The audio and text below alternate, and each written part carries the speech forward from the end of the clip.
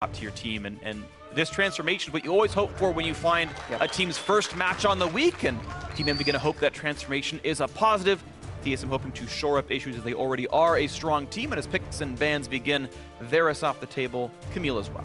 Yeah, I find the Varus ban rather interesting because that's actually a champion that gets first picked a lot, and we've been talking about this patch with the lethality changes may actually be part of that OP3 that is Camille, Rengar, LeBlanc, but as soon as TSM decides to ban that on the blue side, they're almost prepping a first pick Kha'Zix because they don't want to trade any of those things back. We shall see if they have something else in mind, though. And even that's interesting because depending on the team, Ivern is often on a very similar power level. So Jace is that other thing they have in mind as well, and has been a high prize champion. It's going to be the pickup as TSM have banned 2 tanks away to try to reduce the chance of a counter pick.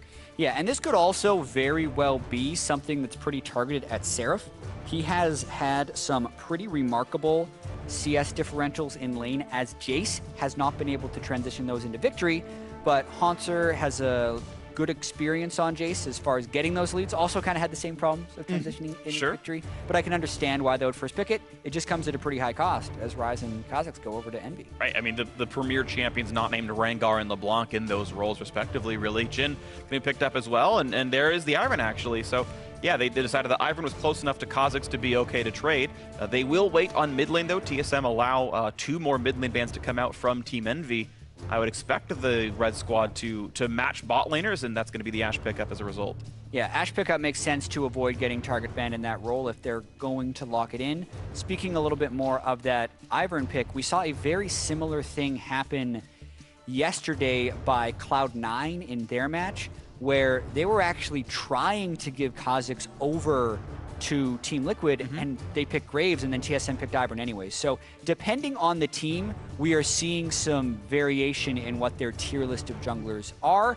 I feel like Ivern works exceptionally well in poke compositions, which if you already have Jace and Jhin, turns into a pretty strong poke comp. So measured plan, so to speak, from TSM, putting together the beginnings of a good poke comp. Absolutely agree. We'll see if Corki can stay on the table as one of the champions we've seen often fitting along with it. Of course, you also know that Jace can be a flex pick, so if Envy sits there and bans mid laners that go, just kidding, it's Bjergsen playing it, Hans is playing Poppy after all. It was all a ruse.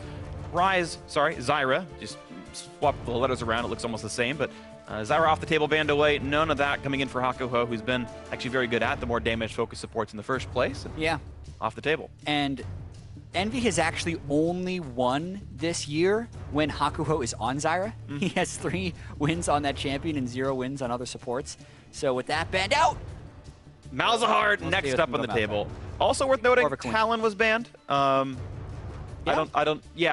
assume that it feels more like a throwaway ban. I mean, Talon I think is, as far as solo queue is concerned, objectively pretty powerful, wins a lot of games, but unless you're going to play Talon top, against Jace, which maybe is a counter pick, I doubt it. I was going to mention that Talon is one of my favorite bans in solo queue because I really don't want that thing to take over game, but in pro play it's less likely. People are much better calling missing if he's roaming and parkouring over walls there and back. Yeah.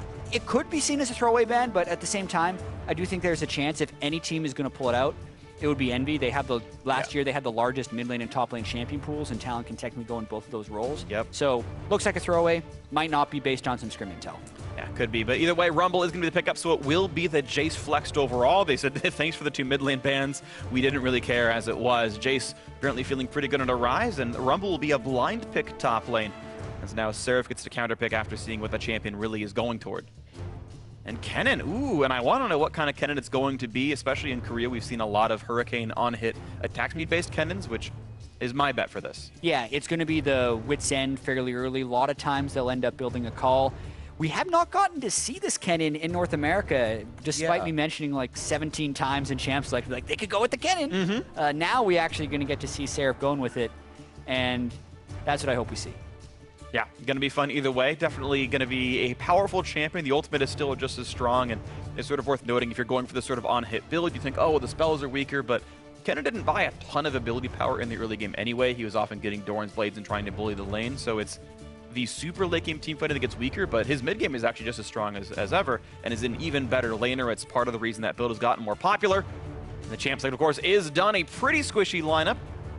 on both these sides. No, I guess Kha'Zix is not really a tank for Envy, but there is a Taric and an Ivern to hold frontline for TSM. Rumble if he can it as well. So I guess to recap, differences in durability. Yeah, and I think the durability advantage is on the side of TSM. I feel like one of the reasons Ivern finds success is not only is he good in poke comps, he can really help you win these squishy versus squishy matchups just because you have so many more supportive skills. I mean, you look at the TSM lineup with the Taric ultimate as well as the spammable Ivern shields that can come in. I think they have a much stronger level of cohesion in team fights. Absolutely. So we'll see if the team fights work out or if Envy's split pushing power of the Cannon's going to work out for him. The crowd's ready to get into the game. So are we. TSM versus Team Envy. Game 1 about to be underway. Let's get ourselves into the match. The players are ready and so are we. Game 1 begins. Yeah, as we were talking about earlier, TSM coming in at 5-1. Envy coming in at 1-5. Obviously, Envy would like to reverse course on this season, but it is going to be tough as TSM has looked like they've had fairly steady improvement ever since their 0-2 loss to open the season against Cloud9. It's absolutely true. Unfortunately, they've still been holding on to game losses, but at least they've closed out the series. TSM look to have Svenskeren hold the mid line, and looks like no deep invades on either side, so it's going to be somewhat informationless. That I feel like it benefits the Ivern side of things, because if you guess wrong, he instantly steals away one of your important camps. Often counter-jungling him back is a bit harder. At some point, Sven will need to duck in a fog of war to try to hide where he's actually starting. Very true. And I do actually think that even though later on in team fights, the Ivern is really effective since he can completely prevent the Kha'Zix from getting those executes due to the shielding, early on, the Kha'Zix is pretty strong against Ivern because Kha'Zix can kill the solo buffs super quick, and we've even seen in the LCS the Kha'Zix guessing where the Ivern would be going for the second buff of the game and just killing him there. Because Ivern actually stays at level 1 much longer than other junglers, since he generally channels his first 2 camps. That takes about 200 health out of his max pool, and then you can be a level 2 Kha'Zix sitting and waiting at that camp. This game, though, unlikely to see any of that, as Lyra probably just going to do a standard jungle route, and Svenskeren's not set up to counter that. Yeah, it looks like there's not going to be much stolen away on either side. I do want to point out that Seraph is running for the % armor pen mastery. He's gone for Fervor of Battle, so this does make us think it's going to be the attack damage on hit style, and he's not going to get much ability power for himself. So, a sign of things to come. You can see, yeah, Sven doing a pretty standard camp. He channeled the blue, channeled the wolves, smites the red, channeled the raptors, and now he's probably going to go back towards his own blue and complete the clear. Yep. He'll be able to generally click on wolves if he wanted to walk by it, but it depends. You can vary this route up in a couple of different ways, but pretty standard buff to buff clear for Ivern, as you see. So camp 3 done for him. Lyra starting camp 3 himself, and it'll be a small edge of an XP lead for Svenskeren, but won't lead into too much necessarily. Looks like there's some on-the-way pings, and Sven's going to channel onto his Gromp and then try to steal Raptors away. Nope, I'm wrong. Wondering what the on-the-way pings were for, but so far he's... No, he is. I'm just watching the minimap, and yeah, he's just taking a different route. He was trying to dodge what could have been wards or could have been a Scuttle Crab, based on which way Lyra path, and he's going to steal Raptors away as part of this path. Worth noting that your second smite comes in about 3 minutes into the game, and if you're playing Ivern, that's kind of the time you're looking to steal something away. Meanwhile, Lyra trying to be a little bit sneaky here, hoping to catch Ivern in transit down towards Krugs. Lyra had pinged the Raptors of TSM about 15 seconds ago because he was expecting Svenskeren to actually be doubling back to those. Ends up missing out on the Raptors, but maybe they're looking to prep something down bottom, since the Malzahar Ashe does have a push advantage early on the Taric Jhin, but it'll be really tough to dive a turret this early on in the game. They haven't done a lot of damage either. Wild Turtle pretty healthy. You know that Biofrost is going to have the chance to shield and heal him, and oh, they can ping out, hey, Lyra took away my Krugs. He could be there right now. You don't know for sure. And that Brushmaker right over the wall, long range, and now they're going to try to jump Lyra. Gets away in time. Yep, able to leap away, was disciplined, and had leap skilled up at level 3, as well as didn't use it for damage in the jungle. Those can be very tempting to do sometimes as Kha'Zix, but the professional player makes the logical play. Yes, they do. But you're right. I think we've all had that moment where we use our escape for the jungle camp and go, oh, my bad. Well, recapping some of the lanes right here. Small top lane lead for Seraph. Fighting the bot lane. Wild Turtle silence as well. Good chunk. And Hakuho making the right choice of trying to harass the bot laner as opposed to the tank support. And denies Turtle, I think, is a minion or two as the result of him running away. Back in they go. 4 minion lead, small one for Envy. You're hoping to find the way in on Bjergsen, who goes in for the trade, and suddenly there is a Kha'Zix exhaust used right away. Bjergsen running with Storm Raiders, and that's going to get him away just barely. Yes, he will slink away. The flash! The E! He's going to get him with the Q. Nicely done by Ninja. That was beautifully played to get that one to come through. Then going to land the root. Nicely skill shotted. The 1-for-1 gets the trade kill. Advantage Envy. Lyra really wants him. Can't quite get it. And this is now really dangerous. He's out of cooldowns. Svenskeren, he's got to be careful. Oh, Svenskeren gets him in the end. For the Candy Cane Kingdom. Svenskeren is king. Salutations to you. One of the knocks on Ivern is his pathetic early game damage. So when you get a double kill that early, it feels real good as Ivern. We're going to watch this one more time. Yep, both mid laners have the exhaust flash. Bjergsen just jumps in. They did not have the right warding, and this is a pretty good punish here by Envy. I didn't know if Ninja wanted to flash in since it's going to leave him really low, and they didn't have the vision onto Svenskeren. And here, he wants to flash to get the shield damage. That's actually what ended up killing him, even though he had landed the root collar. And here, I think this is pretty inexcusable by Lyra, actually. Even if he lands the W, I still don't think it's enough damage since Svenskeren is sitting at about 100 health. And here it's just root collar into another auto smack right as Lyra was winding up his Q. But, oh man, that is the mentality of an Ivern player. Just laughing. You died to me. That's hilarious. And Svenskeren sets the record for all-time Ivern kills in League of Legends history. And he looks happy about this one. Sound effects are amazing.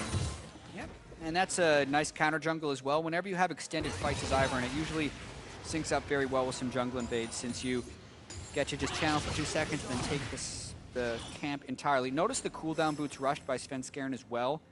That's more beneficial on Ivern than you would think since it lowers the cooldown of his smite since it's a summoner spell, and that really enhances his counter jungling. Absolutely going to be something that's important for him if he can keep Lyra down. Of course, Kha'Zix very gold scaling. Quick shield comes in. Not a lot of damage out of Ninja this one.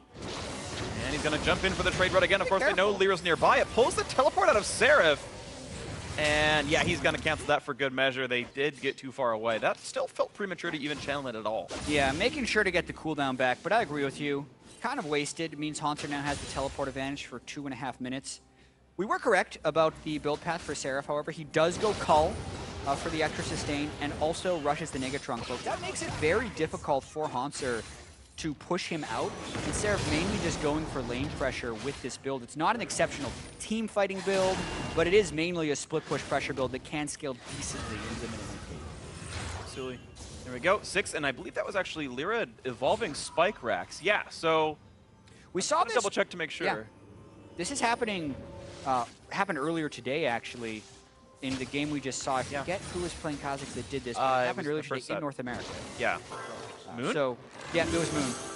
Didn't actually evolve Q until level 16. The massive amount of utility you get from being able to slow from range with your W. Yeah. And if you're isolating them anyway, a lot of these guys are deciding that cooldown reduction just might not be worth it. Interesting change, as we've really seen a lot of variation in Kha'Zix evolves. Yep. As long as they're not evolving the ultimate. Everything else has variation. And it is worth noting for those unaware, we are still playing on 7.2 here in Pro Play, so the nerf on Evolved Q hasn't gone in for these games. The running theory is that the pros tried new stuff, because when they play solo Q it is 7.3, and said, you know what, this is good all the time anyway. Again, a trade in the mid lane, and Ninja gonna get rooted up several times. Here comes Curtain Call. I don't think there's any way out of this one. Wild Turtle claims the kill credit. Shows up to mid and says 300 gold is mine. Back to bot lane we go. And so much of that should be credited to the bottom lane, because that gank doesn't actually work if it's just Ivern and the Jace. Landing that deadly flourish to set up the rest of the kill was incredibly clutch, and they really punished Ninja for already being down the flash, but we do have to track that he's going with the retro Rise build. Look at that. Whoa! That is super old school. Frozen Heart Rush against the double marksman team. The thing is, Rumble still will have meaningful damage in teamfights, but that is definitely atypical. Yeah, I actually haven't done the math lately on the Rise, but the Frozen Heart build was good maybe 2 reworks ago. I actually haven't seen any Rise do this Frozen Heart in my experience. Maybe it's happened and people on Twitter can correct me, but this looks like it's going to be really low on damage. for quite a while, since Ryze has a little bit of mana scaling, but is still heavily AP scaling in these iterations if he actually wants to get that machine gun damage down. Right, all the spells have just strict mana ratio as well as strict AP ratios, and then buying ability power just increases your mana. That's how his passive works. But again, you're right, math would have to be done to know if Frozen Heart's even close to what a Rod of Ages would do, but it certainly cuts down to some of his scaling. He'll be skipping Rod of Ages, I would expect, with the build. Maybe he goes Hextech GLP and, you know, it balances out in the end, but we'll have to see if it's potentially just genius and it's supposed to be correct against the kind of champions he's fighting. Yeah, well, I mean, even just thinking about these laning phases, they're really picking heavily to survive/win lane. Big armor item picked by their mid laner against the Jace, who's a physical damage, and a big MR item picked by Seraph in the Negatron cloak. We'll see, though, if it's actually able to get them ahead, because Svenskeren been ahead of the game in these ganks. It is worth noting when you're against lethality using champions, armor is an even better stat than it was before. So, you know, in the world where this is a balanced build, this is actually a better build when you're against Jhin Jace specifically. And maybe that slightly raises the stock. It'd be even better if there's a Kha'Zix in the jungle, but still, it does make sense based on his opponents. And we're seeing a lot of these Jasons just not even go Black Cleaver anymore because you're trying to rush those lethality items to kill the squishies. Could work in that context as well. Hakuho just has to tank it up. Does it well enough. Okay. Apollo stays alive. Ulti down. Wild Turtle, to recap, down 13 minions in this lane. I gotta say, Hakuho and Apollo have done a good job of getting the harass in and pushing their opponents around. The one Wild Turtle kills, of course, him roaming up to mid, but that's not exactly Envy's bot lane's fault. Unless it was a communication error, but that's maybe a bit of a stretch. Svenskeren wants to be on the top side, and Hans are starting to do well with the push. Only down 4 minions. Notice this play as well. You just put Daisy down. The turret targets Daisy, and the minions stay alive for the reduction. But here comes a dive bot. And they're unaware that Ninja left the lane, so early damage into Biofrost turns invincible, and that's going to buy him enough time to push them back out. So Biofrost timely ulti. First turret comes down to the top side, and Envy got nothing for this. They're going to try again. Though. The TP was canceled, which means Wild Turtle's definitely gone. I don't know why they didn't run left in the first place, but walked back into his turret, and Wild Turtle died for it. Yeah, the beginnings of a nice play. Feel like they could have prevented that, but they're still going to go for an extended turret trade. Notice how Daisy still tanking turret shots until it gets low. Beautiful micro of it right there. Shield it. Oh, sadly. Yeah. Even so, look at the turret damage they're getting. Wow, they still have full health of their turret down bot side. Since they didn't get the turret, not worth the trade. TSM either should have backed off during the initial channel of the teleport, or Haunter should have completed the channel, since they would have still traded the turret top lane for nothing, and then they wouldn't have had to suffer the casualties. Yeah, sadly, Wild Turtle got the wrong opinion when they said pushing daisies. They meant they're pushing top, don't just get yourself killed, but unlucky for him. Svenskeren and Lyra now in a battle for the Raptor Pit. Ryze wants to show as well. He's going to flash the wall. Oh, Bjergsen snipes off Lyra and the Raptors as well. Exhaust now and a Ninja. Hakuho coming to support that. Ulti is down, though. It just means it's slow and a bit of damage. Bjergsen walking away. That was all of the damage that he needed to kill Lyra with. I feel like that was very slim margins of actually getting the kill, but because Svenskeren was down Daisy, Lyra knew he could get the isolation, but now that's a 2-level gap between Svenskeren's Ivern and Lyra's Kha'Zix. So Lyra's definitely not pulling off successful moves. This should at least burn his flash. Flash is down, the flash and chase, that's gonna be the kill picked up solo for Hansu. The early work was done by his teammates. No assist to go over, now mid lane under fire. Sven jumps the wall and gets over to his team. Yeah, and even though Ninja's gone with that Glacial Shroud and now Frozen Heart, that is still no durability against Haunter, so he was a piece of paper, actually less tanky than he would have been with the Rod of Ages build as he gets turret dove right there. Biofrost right clicks, goes into melee range, just kidding, didn't want to be here. Runs back out, tanky enough to be alright with it, but this is TSM wedging in a 1,600 gold lead, up 3 kills, up a turret. And Envy with their one saving grace being good early game, even that's not going well. Also just to confirm, at least in the LCS, this is the first Frozen Heart we've seen on Ryze this split. Not too surprising there. Also the first Wits End Kennen, I believe. So Envy trying to be innovators, but this is actually very disconcerting for Envy because they've gone with these 2 fairly lane builds, the armor stacking Ryze against the Jace. The Frozen Heart's supposed to be good in teamfights, although I don't feel like Jace and Jhin are so much auto attackers as they are just physical damage users. And then the Wits End top lane to try and outlane the Rumble, yet they're not actually even winning those matchups, so when it does come to the teamfight phase where TSM is already more cohesive, it seems like they're set up for success. Yeah, I agree. This is just looking better and better for TSM right now. Almost 2,000 up as they look for a little bit more to do. Svenskeren level 10. We'll see how long he can keep that 2-level difference over Lyra, who is so incredibly underleveled. In top tier play, usually a jungler will be somewhere between a mid laners or any solo laner's level and maybe the bot lane carry. But he is just tied with the bot laner, and that is very below average. You look at for Svenskaren's level, and that's more what you expect to see in top level jungling. Looking for the blue buff now. Brushmaker lets him know Hakuho is around, but no one's starting blue just yet. And we'll see if TSM can make more happen here. Looking at bot lane Outer, and of course the fact that Sven is around has zoned Apollo and Hakuho away. First going to lose some HP until reinforcements arrive, and now they feel good enough with no minion wave. Can get a bit done. Seraph finally finds something nice to do, and his pressure pays off on the top side. Sadly for him, Svenskeren took away first turret gold with his roam to top lane, but at least Seraph's hard work is paying off to some degree. He's got a 30 minion lead. Yeah, and you have to wonder where the rest of this transition goes. Both top laners still have teleport, and TSM putting huge pressure down on the bottom side. Slash at Drake. Looks like Envy wants to fight. Ooh, he's going to take some damage. Sun's going to land. How quickly can he turn invincible? Okay, in time, but here comes Seraph, and they're going to want into this one. How much can they get onto Svenskeren? Heals with Redemption. Bjergsen now across the wall. Big stun's coming across. Equalizer right on a Hakuho. A lot of damage across. Bjergsen is low. Can they get the kills? Yes, one for Apollo. Going to trade back onto Seraph. Not quite going to get him yet. Apollo with 2. The stun's going to finally get them 1 kill. They've taken out Ninja. Where's the shots? To get away. The shots are all going to get onto Apollo. He tried to dodge and couldn't do it. Looks like that's a 2 for 2 on this fight, as TSM have grouped up in the river and won't find anyone else to kill. And this gold is now within 400. Yeah, and at the beginning of that fight, it was the right time for Envy to engage because they had the level 11 Kennen against a level 10 Rumble, so the ultimates were very different in their power level. Envy started off this fight relatively well, but it goes to show how difficult it actually is to finish off the Taric and the Ivern. Notice they go for Svenskeren, they get the invulnerability in time, and then Svenskeren's complete the redemption, so a lot of healing coming in right off the bat, but Hancho comes in really far in the back with his teleport and is a little late with that equalizer, so Bjergsen goes in to finish. He gets taken down. TSM ends up chasing through Fog for a few kills, gets taken down again, and then, because they still had that turret to fall back to, they're able to get out a little bit. I feel like Apollo probably could have just walked out of Jin Alt range, but wasn't too sure about it, and 2 kills get traded back for TSM. It was definitely close. I know he was looking to juke and couldn't quite do it, but you're right, there's a chance that that could have done something. I saw Hakuho try to summon a Voidling to block, but it doesn't block the Jin ultimate. It was a nice attempt, buddy.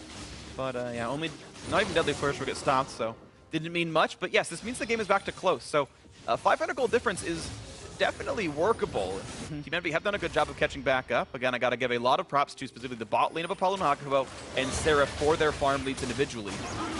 TSM though regrouping to the river first, and that's going to be a looks like uncontested Ocean Drake. And there it goes. Good smite by Svenskeren. And that's more regen. So still a solid early game for Svenskeren, and now that the gold is exactly equal with the turrets also being matched. I want to talk a little bit more about Envy's actual win conditions, since we've done a lot to say TSM is better in team fights. Essentially, I actually do like Envy's team composition here because they have the strong split push threat in the Kennen, and then a really good pick composition on the rest of the team. They have the map movement they can get from the Realm Warp on Rise, then they have Ashe Arrow and Malzahar ultimate to hopefully pick someone off on TSM. So if they can put the team play together, everything does actually make a lot of sense for Envy. We'll see if they can do that. We've seen that definitely the Seraph flank can look really good. His split pushes look pretty good as well. And if these things can come together, Envy can find the keys to success. Game's still close to Lyra level 10, closer and closer to matching with what Svenskeren has. Only the 1 level deficit now. Apollo and Hakuho back to the bot lane, of course. With the bot lane turrets not dying, they're just in longer landing assignments until those can actually be broken. Yeah, I'm expecting Svenskeren to continue to force the issue right here, since they are kind of a poke competition with Ivern. You set up the brush and just go right at turrets and force the other team into fighting. Ooh, Rui onto Ninja, flashed in line with a shock blast, but looks like teammates were maybe close enough. They didn't want to chase. TSM felt they did not have the cooldowns to push through. That is at least flashed down from Ninja. Yeah, and TSM want to force Envy into these situations where they have to burn the Ashe Arrow or run down from the top lane, because the more TSM pulls Envy towards them, the better the poke comp that has good team fighting aspects can work, and the less the split push can threaten, and therefore diminishing the chances the TSM get picked off. See if they can keep doing that. Apollo, of course, is going for the more cooldown-focused build, so those arrows will come up sooner than if he had went Infinity Edge Rush. Both viable builds, just different choices to make. Envy actually is holding the slightest of gold lead for the first time in about 17 minutes. And a red buff will go over to, I would guess, Turtle in the near future. Gonna walk by and pick that up right now. Yep, he's got it. And the siege continues. While Kennen is not here, he's got about 5 seconds left on that teleport, so Envy will want to fight this, but it looks like TSM's got the turret. Nicely done. All right, turret number 2 versus number 1 means a small gold lead, but yeah, Envy are... It seems like because TSM have to group up so much more, Envy get kind of more dibs on minion kills, and I mean, when you're down 3 kills in a turret and the gold difference is 300, they're clearly out farming. Yeah, and a lot of that is now on the Kennen, not to mention, I believe he fully stacked a call and then sold it back, so that's going to add to about 450 to the overall gold totals as well. That's fair. And that's what I'm expecting to see a lot out of this game, and it's going to be about how clean can these guys play. TSM, as we mentioned, has been looking better since their early games, but so has Envy, because Envy looked miserable early on in the year, and then did have a small bit of resurgence last week by beating Team Liquid pretty handily, and then had the unlucky matchup of C9 right as they begin to get momentum, so they looked pretty poor in that series. Definitely wanted to bounce back here, and if Seraph can pull off some 1v1s, that would be a big start. Got plenty of magic resistance. Hauntzer, of course, can't run away from the frozen mallet. The flash means nothing. Redemption buys a bit of time, and it's just enough for Bjergsen to show up to keep him alive, but that is so much lost. You got to imagine Seraph, it's going to look better and better for him as time goes on. Absolutely, and that would have been a kill had it not been for the Ivern Redemption from what looked like close to max range. Pretty clutch there by Svenskeren to keep him alive, as Seraph trying to put his stamp on this game. Yeah, Apollo wasn't sure he was going to live through that 4th shot. I'm not either. That's just full HP, Gen presses R. So, unlucky for Apollo there, and losing a flash, or losing a heal, sorry. Yeah, and this is the threat of the Kennen with Frozen Mallet Wit's End. Stacks up his MR to make it really difficult for Hauntzer to fight back, and then also has the Frozen Mallet to eliminate the mistakes. He was really hoping to get the stun post-flash, but Hauntzer was able to flash out immediately, and we're into a fight. Into a fight with Lyra running out of HP. Bjergsen getting the kill on a Hakuho, and now the slow comes in for Hauntzer. That's a double kill quickly picked up for the TSM mid laner, and a solo kill for Bjergsen and the cleanup after. 2-0 TSM with control. Yeah, would love to see how that one started, because Envy should not be in positions to get caught in fights away from turrets and away from objectives while Seraph is split pushing. That goes completely against what their strategy should be, and this transitions immediately into one of Ivern's perfect plays. You put the brush in the Baron pit, and they can't see the Baron. Can't do much about it. There's not much they can do. Seraph flashless as well. No chance to steal. Okay, maybe there's a chance he can Q it. Has to guess, and wow, not even with Smite available. There was the chance for the Shuriken to steal, but would have had to have been a blind guess, and Seraph didn't even try. Yeah, so a big miss there by Envy, and they're just going up for forward wards while they have 2 members in side lane. So just bad timing on that move, and TSM just kind of walked through with Acceleration Gate to pick up a few kills. Clutch teleport in by Hauntzer at the end to land the 1 harpoon that allows TSM to roll in on the kill. And they know exactly what to do with that advantage, but have to reiterate, Envy should not have been going up there in the first place with 2 of their players trying to push sideways. Yep, absolutely the case. So, big mistake there, and Envy losing Baron as a result of it. TSM now with all the tools needed to win. Ninja, okay, he's going to realm warp out. I don't think he was actually seen. They might see him now. He thought he got spotted by the trap, no. and now here comes a TP flank, actually. It's Seraph wanting in. This is... Oh, no, he cancels. Now Ninja's really caught alone. He does have flash. He's going to not dodge the shock blast. He's dead for this one.